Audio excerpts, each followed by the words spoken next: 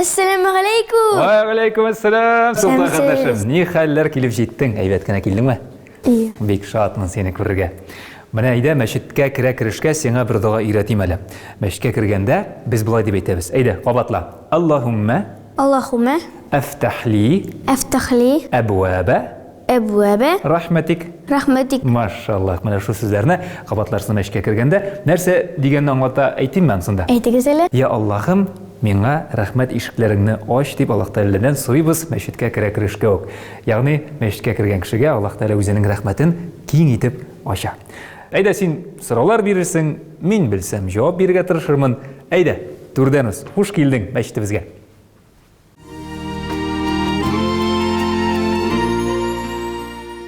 Менә бу инде мәчетебезнең иң төп урыны гыйбадәт залы. Менә шушында күрәсеңме, аның келәмнәрендә дә рәтләр бар. Нәрсә өчен дип уйлыйсың әлеге рәтләрне? Ничек уйлыйсың? Рәтләргә тезләргә кирәк. Әйе, чөнки намаз укыганда егетләр, бу залда инде егетләр укый, абыйлар укый.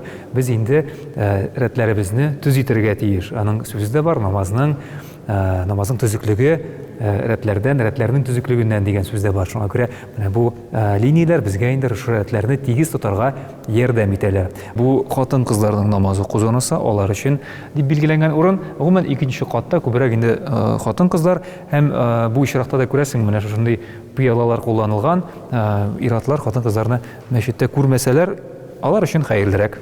Менә әле күрә аласың, келәмнәрдә шушындый милли бизәкләребез бар. Менә гомумән бу мәчеткә килгәч, гомумән мәчетләргә кергәч, без инде менә шу милли тамырларыбыз, дини тамырларыбыз турында уйланабыз. Шуңмы сиңа? Ия. Ә менә бу нәрсә микән? Ә нәрсәгә охшаган? Тронга. Тәхеткәме? Әйдә, аңлатам. Бу тәхет түгел, бу башка әйбер. Бу мөнбәр дип атала. Менә ул шулай махсус рәвештә 3 баскычтан гыйбарәт, 2 баскыч дип әйтик инде, һәм менә шунда аның төп өлеше. Пәйгамбәрбез вакытыннан ук килә, Мөхәммәд саллаллаху алейхи вассалам вакытыннан ук килә. Ул вакытта билгеле ки, мондый мөнбәрләр булмаган, беренче хутбәләрен, беренче вагазларын пәйгамбәрбез сөйләгән менә шунда агач төбенә басып. Көннәрнең берендә сахабалар, аның инде ярдәмчеләре, аңа менә шушындыйракка охшаш бер мөнбәр ясаганнар, һәм шуннан традиция булып калган без мөселманнарга мәчеттә менә шушындый мөнбәр урнаштырып, бу мөнбәргә җомга көнне, безнең зур бәйрәм көнендә имам, яисә җомганы үткәрүче имам, шушында менә бөтен халыкка да күренерлек тә булсын өчен үзенең вагазын сөйли һәм җомга хутбәсендә шушында басып сөйләү традициясе бар.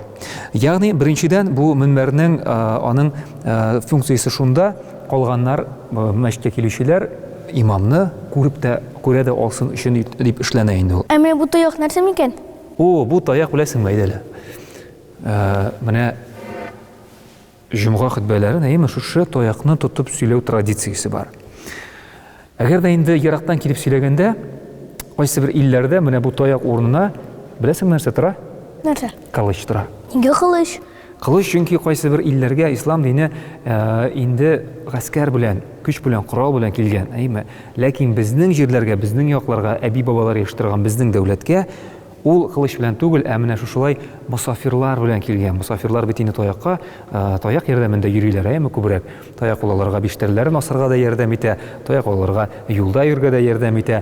Ягъни сәүдә белән килгән мөселманнар безнең илгә, безнең җирләргә килеп, таяк белән килеп, алар динне матурлык белән аңлатканнар. Һәм шушыңа инде сәүдә иткәндә дә безнең әби-бабаларыбыз шушы диннең матурлыгын күреп, бу монда килгән сахабаларның ничек матур итеп аралашуын күреп, аларның мәгълүмәсен күреп, ислам дине чыннан да матур дин, чыннан да хак дин дип кабул итеп, шушы сахабалардан, монда килүче сәүдәгәрләрдән ислам динен кабул иткән безнең әби-бабайлар. Ә менә бу өлеше инде михраб дип атала. Күрәсеңме? Ул инде башка өлештән бераз гына уйындылы рәвештә эшләнгән. Ягъни михраблар әле тирәнрәк тә булалар. Бу мәчетнең дизайны буенча ул менә шундый тирән булмаган рәвештә эшләнгән. Ни өчен михраблар кирәк? Менә михраб өлешенә баса инде безнең намазны алып баручы кеше, имам сүзе алда торучы дигән мәгънәдә аңлата. Ул менә шушында баса һәм михраб әле электән менә шундый түгәрәк формада ясалган.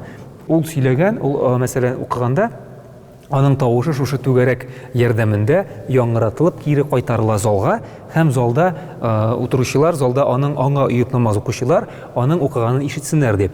Һәм шул ук принцип башкарыла менә монда гөмбәздә. Ни өчен гөмбәзләр була мәчеттә? Чөнки менә моннан элек бит инде микрофоннар, тавыш көчәйткечләр булмаган. Имам сөйләгәндә аның тавышы менә шу гөмбәзгә тула. Гөмбәз бу очракта резонатор вазифасын үтә. Резонатор булып, ул бөтен мәчеткә, бөтен анда утыручыларга тавышны кире кайтара. Менә бу нинди сүзләр ул? Монда беләсеңме, безнең бик күркәм бер аятыбыз, Аятул Курси язылган. Менә күрәсең, менә бу бә хәрефе менә шушындый була килә дә монда. Монда ноктасы бар. Менә бә, моннан китә син хәрефе, бисмиллахи. Менә ул бара да сүз әйме? Менә моннан китә бисмиллахир-рахманир-рахим дип шулай языла. Менә аның бөтен хәрәкәтләре бар. Әлбәлки синең белән хәрефләр дә өйрәнербез әле, мәсәлән, бисмиллахир-рахманир-рахим, Аллаһу ла илаһа иллаһу дип, менә бөтен Аятул Курси менә шунда язылып бетә, ва хувал алийюл азим дип менә шунда төгәлләнә. Менә бу нинди бизәк? Бу инде безнең милли, иң төп милли бизәгебез лаля чәчәге. Күргән булсаң, башка төрле урыннарда да нәкъ менә шу лаля чәчәге символы кулланыла. Ул безнең инде төп милли орнаментыбыз, төп милли бизәгебез булып санала. Монда да аны инде дизайнерлар менә шулай итеп кулланганнар.